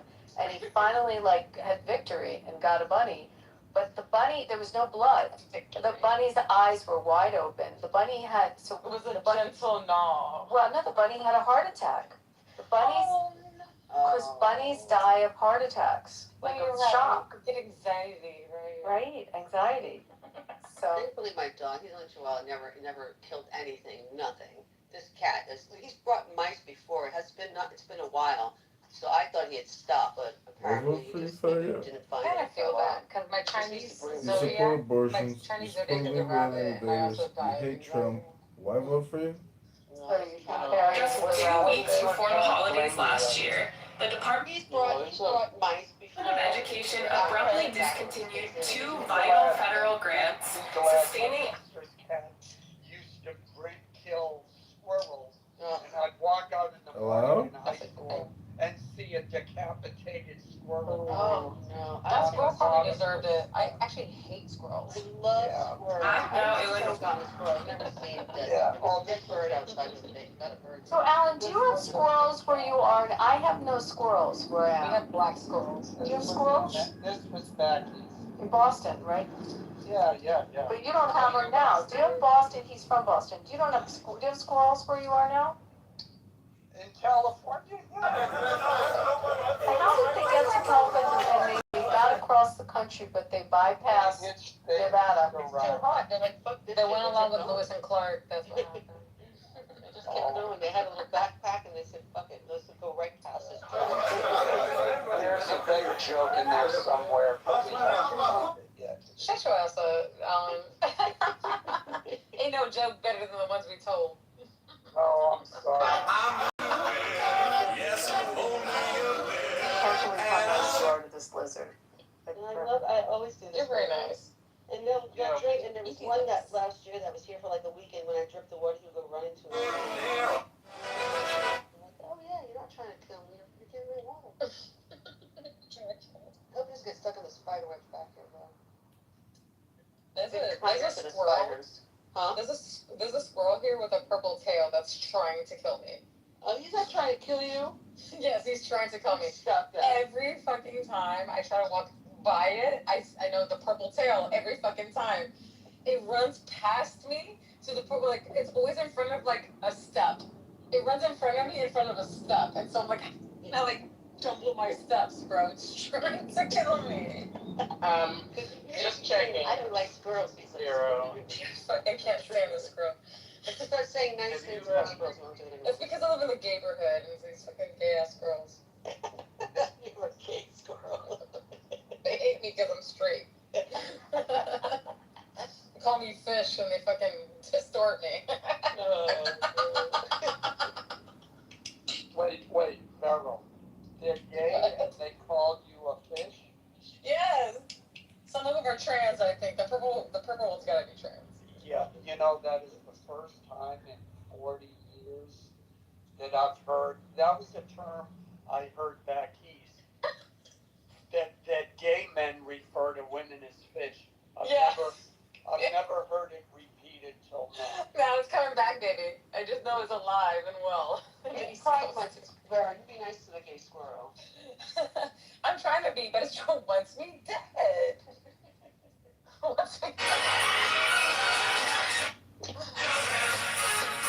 There's one episode of The Simpsons where Grandpa Simpson is sitting Bart down on the couch and he says, Bart, I have a good story to tell you. He says, well, actually it isn't so good, but it is long. What? I bring that up for no reason. Oh.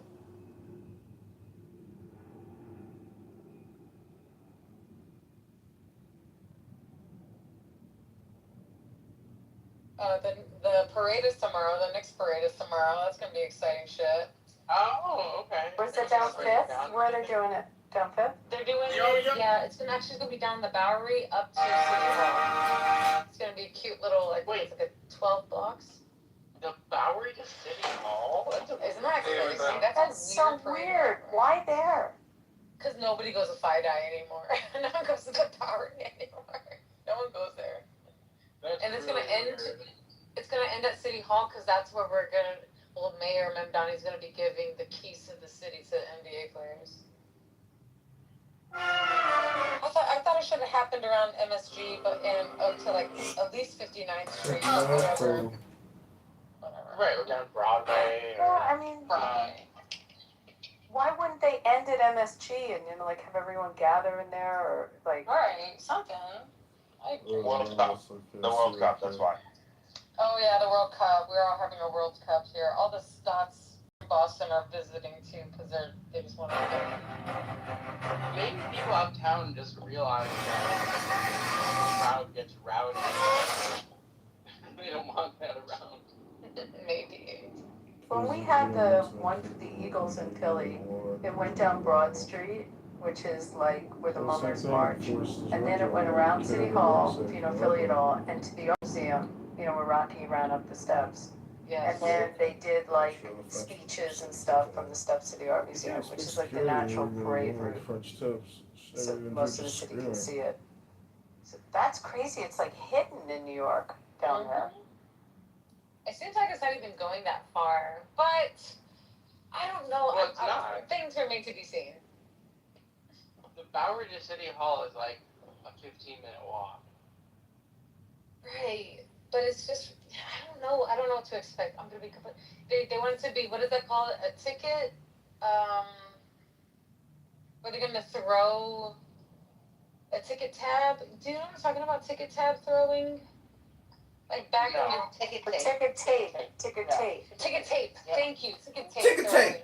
They're gonna do a ticket tape parade. Ticket tape It parade. can only last a certain amount. Ticker tape. Ticker tape. Yes, for the accountants back in the day, right? Yeah, ticker tape.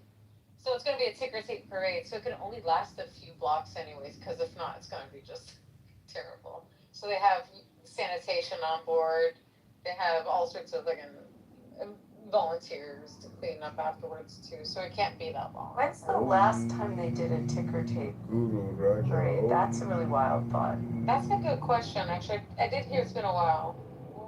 When is the last time NYC did? Like they had it at the end of the war.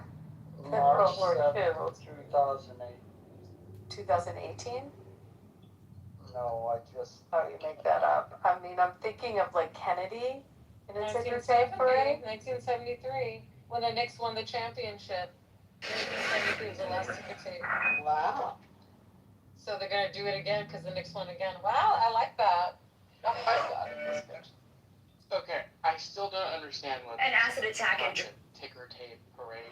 It's thrown paper. It's thrown paper. It's So back in the day when accountants used to do like a lot of small receipts that didn't mean anything at the end of during a parade, since accountants were usually in these really tall buildings, they would throw whatever paper they had out the window for celebration. That became like a thing called ticker tape parade. That's kind of close. I mean, I just gave you the gist of it. I'm not gonna go through this fucking long ass thing. I'm not gonna go into a long ass thing either. Ticker tape is what they used to have. As they had when you had the stock market, everybody had a ticker machine, and the ticker machine would run out a tape and would have all of the stocks on it. That's how they got the stock reports before we had the internets. And they had a lot of paper around, and they had all those torn up ticker tapes, and they'd throw them out the window. Which is the elongated way to say what I just said. Yeah. Thank you. No, it's not, Vero. You're being. Yes, it is. The only difference with stockbrokers and accountants. That's the only difference between what. Did they tend to have those parades near Wall Street? Thank you. Context of why it makes sense. Well, I gave you the gist of it. He just said the same thing I said, with a little more, a little more accurate, like it was from the stock market, a little not more from the detailed. I was still accurate. telling yourself that. I mean, it's accurate. She painted the picture. There was extra tape that they threw out the windows. Thank you. Yeah. That's it. They just had extra tape, skeletons. Until Joe explained it. What do you mean it didn't make sense? Wouldn't those parades have been down in the financial district and like Wall Street area, based on what, if it came out of the stock tickers and not uptown? Just saying. But a lot of people have, Right, a lot of but people in the market. traditionally, Accountants. But definitely Wall Street would have more of a. Parade was for the dedication of the Statue of Liberty. So where did that happen? okay, that would have been down in the financial area. There you go. Well, Battery Okay. Park, yeah. Why do I kind of remember one? Did they do one for like astronauts or like something in New York, like not non-sports? Yeah, when the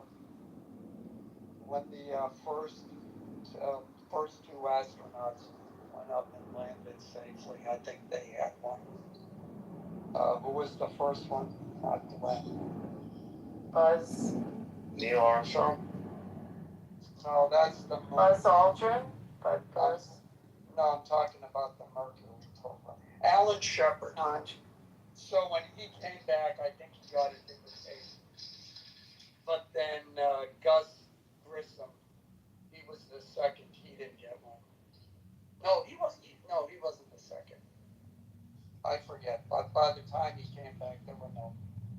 Derisive. Is Smithers on The Simpsons your favorite character? I asked that for no particular reason. Smithers. Do you remember Smithers when Lisa was helping Smithers with something on his computer, and then Lisa opened his computer, and the first image that pops out is an image of Mr. Burns dancing, and it says, "Hey Smithers, you really turned me on." Oh yeah.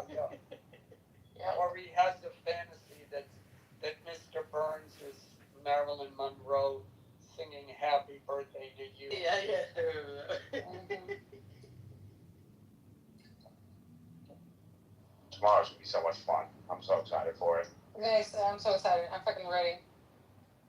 I hate how they're always showing like the bad images of New York. I was at Game 4, and then when I came, it was the happiest I've ever seen every New York. This is the only team that's ever united New York. Everyone's either They really made it seem like a riot, didn't they? They really made it seem like it was like a riot. It really wasn't.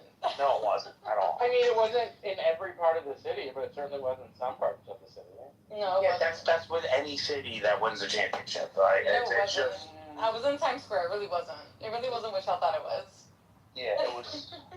Are all the videos that we saw fake? Is that Yeah, your thesis?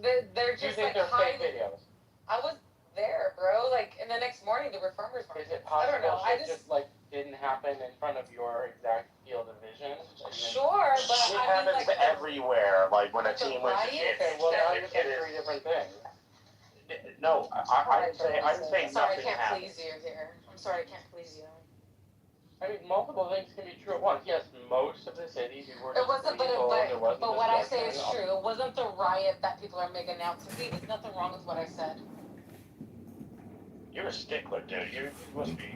No, Why are you sticking on me right now, bro? Like everything. Everything I say. It was reasonably peaceful. Right, yeah, mostly peaceful. Everything I say. Like comparatively to every other city that has won a championship, I would say on a comparative level, it was peaceful for as large of a city as New York is and diverse.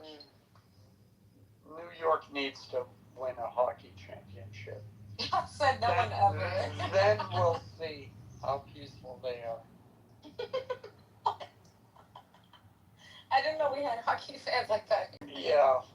No, you do. They just and they've been waiting for a long time. Oh my gosh. Nobody riots like hockey fans. Yeah, but when the Islanders won and they had the parade out in Long Island, I don't think they had any riots. Well, that's because that's Long Island. That doesn't count.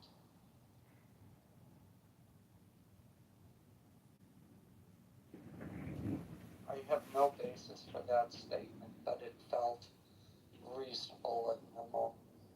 Actually, I think it probably.